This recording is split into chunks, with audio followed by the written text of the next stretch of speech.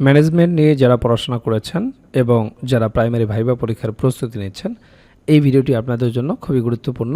এই ভিডিওতে আমরা ব্যবস্থাপনা প্রাইমারি ভাইবা নোটের 4 নাম্বার রিয়েল ভাইবা এক্সপিরিয়েন্সটি আপনাদের সাথে শেয়ার করব। আশা করছি আসন্ন ভাইবা পরীক্ষায় আপনারা এখান থেকে কমন পাবেন। যার ভাইবা নিয়ে আলোচনা করব তিনি বগুড়া জেলা থেকে ভাইবা পরীক্ষায় অংশগ্রহণ করেছিলেন। কাজেই বগুড়া জেলা থেকে যারা ভাইবা পরীক্ষা দেবেন তাদের জন্য খুবই গুরুত্বপূর্ণ। সেই সাথে যারা বাংলাদেশের অন্যান্য জেলা থেকে ভাইবা পরীক্ষায় অংশগ্রহণ করবেন তাদের জন্য সমান গুরুত্বপূর্ণ। যার ভাইবা নিয়ে আলোচনা করছি তিনি বগুড়া আজিজুল হক কলেজ থেকে পড়াশোনা করেছেন।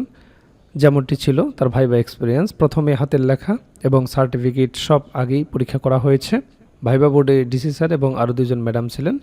আর ভাইবা বোর্ডে আমি সবাইকে স্যার বলেই সম্বোধন করেছি, এটাই সঠিক। ভাইবা বোর্ডে ম্যাডাম থাক স্যার থাক সবাইকে আপনারা স্যার বলে সম্বোধন করবেন। প্রথমেই অনুমতি নিয়ে প্রবেশ করলাম। এরপর ডিসি স্যার জিজ্ঞেস করলেন, বসুন, আপনার নামটা যেন কি? তো আমি নাম বললাম। এরপর ডিসি স্যার বলেন, কোথায় থেকে পড়াশোনা করেছেন? তো আমি বললাম বগুড়া আজিজুল হক কলেজ থেকে। এরপর স্যার বলেন, বিষয়টা যেন কি ছিল? আমি বললাম, স্যার ব্যবস্থাপনা নিয়ে পড়াশোনা করেছি। স্যার বললেন, ও আচ্ছা আচ্ছা হৃদয়, মাসলো নামে কাউকে চিনেন? তাই আমি বললাম, জি স্যার, উনি তো চাহিদা সোপান তত্ত্বের প্রবক্তা ছিলেন। একটু বুদ্ধি করেই বললাম যেন ওখান থেকে প্রশ্ন করেন। আপনাকে ভাইবা বোর্ডে কৌশল খাটাতে হবে, এমনভাবে উত্তর করতে হবে যাতে ভাইবা বোর্ড সেখান থেকে পরবর্তী প্রশ্ন করার একটা চান্স পায়। তো স্যার বললেন, ও আচ্ছা, এই তথ্যটা কি জানেন?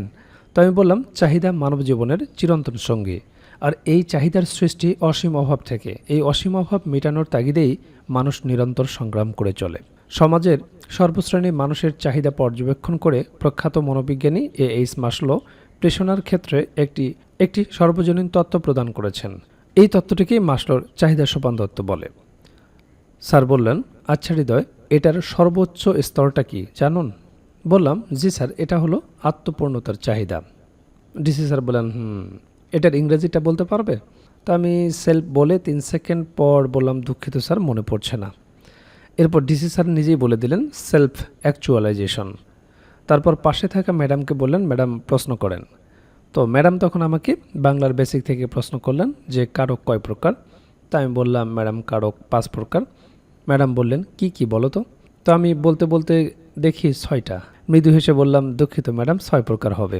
ওনারা সবাই একটু হাসলেন। ঠিক আছে। ম্যাডাম বললেন, বলো তো পার্টস অফ স্পিচ কত প্রকার? তা আমি বললাম 7 প্রকার। ম্যাডাম বললেন, কি কি? আবারও গুনে দেখি 8টা। আবারও মৃদু হেসে বললাম, দুঃখিত স্যার, 8 প্রকার হবে। ওনারা সবাই একটু হাসলেন। ম্যাডাম বললেন, আচ্ছা ঠিক আছে। এরপর ম্যাডাম বললেন, হৃদয় বলো ত্রিভুজ কাকে বলে?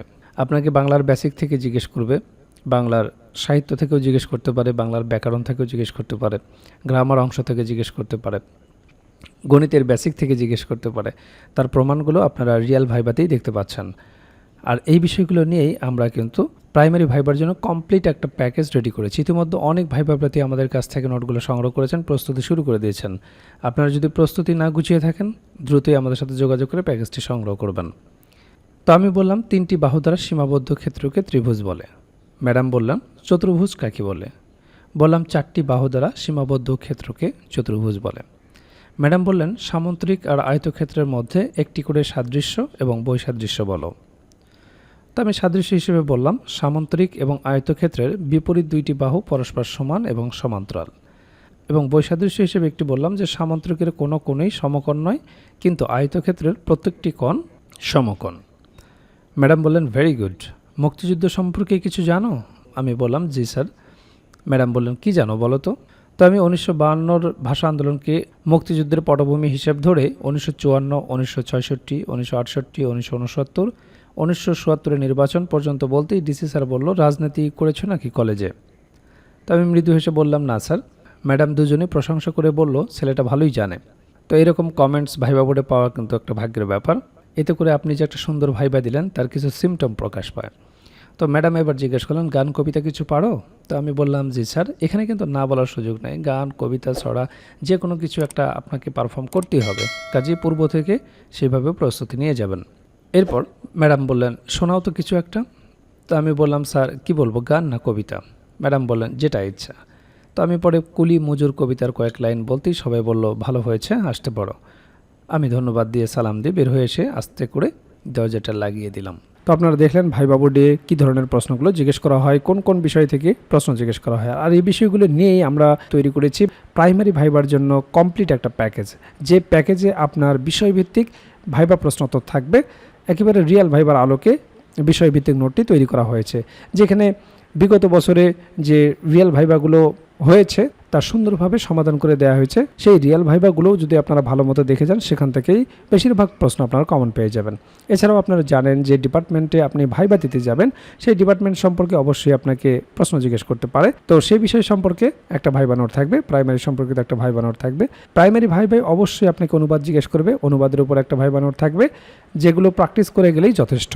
এরপর আপনার নিজ জেলা সম্পর্কে অবশ্যই আপনাকে দু একটি প্রশ্ন জিজ্ঞেস করতে পারে। আপনার জেলা কেন বিখ্যাত, আপনার জেলা দর্শনীয় স্থান কি, আপনার জেলার নামকরণ ইতিহাস কি, বিখ্যাত খাবার কি, ভাষা ও সংস্কৃতি সম্পর্কে জিজ্ঞেস করতে পারে, মুক্তিযুদ্ধে কী অবদান রেখেছিল, নানাবিধ গুরুত্বপূর্ণ প্রশ্ন থেকে আপনাকে দু চারটি প্রশ্ন জিজ্ঞেস করতে পারে। তো সে সম্পর্কিত আপনার জেলার ওপর সুন্দর একটা সাজানো গোছানো নোট থাকবে।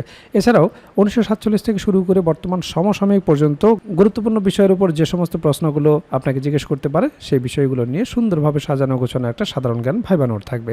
এছাড়াও আপনারা জানেন যে প্রাইমারি ভাইবা বোর্ডে বাংলা ব্যাকরণ এবং সাহিত্য অংশ থেকে বেসিক কিছু প্রশ্ন জিজ্ঞেস করে থাকে, সে বিষয়ে একটি ভাইবা নোট থাকবে।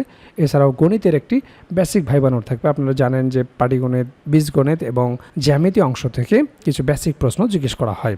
যেহেতু আপনি প্রাইমারির শিক্ষকতা করবেন, একেবারে বেসিক জিনিসগুলো যদি আপনি না বলতে পারেন, তাহলে চাকরি পাওয়াটা আপনার জন্য দুষ্কর হয়ে যাবে। কাজেই ভাইবা পরীক্ষায় আপনি যত ভালো করবেন, আপনার চাকরি পাওয়ার সম্ভাবনা তত বেড়ে যাবে। কাজেই যারা প্রাইমারি ভাইবার জন্য গুছিয়ে কার্যকর একটা প্রস্তুতি নিতে চান, আমাদের ভাইবা প্যাকেজটি দ্রুত সংগ্রহ করুন। ইতিমধ্যে অনেক প্রার্থী আমাদের কাছ থেকে ভাইবা প্রার্থী সংগ্রহ করেছেন, তারা প্রস্তুতি শুরু করে দিয়েছেন। এখনও যারা প্রস্তুতি গুছিয়ে নিতে পারেন না, স্ক্রিনে দেওয়া হোয়াটসঅ্যাপ নাম্বারে যোগাযোগ করে আমাদের কাছ থেকে প্রাইমারির এই ভাইবা প্যাকেজটি সংগ্রহ করতে পারেন।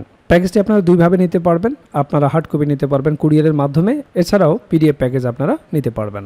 কাজেই দেরি না করে দ্রুত স্ক্রিনে দেওয়া হোয়াটসঅ্যাপ নাম্বারে যোগাযোগ করে প্যাকেজটি সংগ্রহ করুন।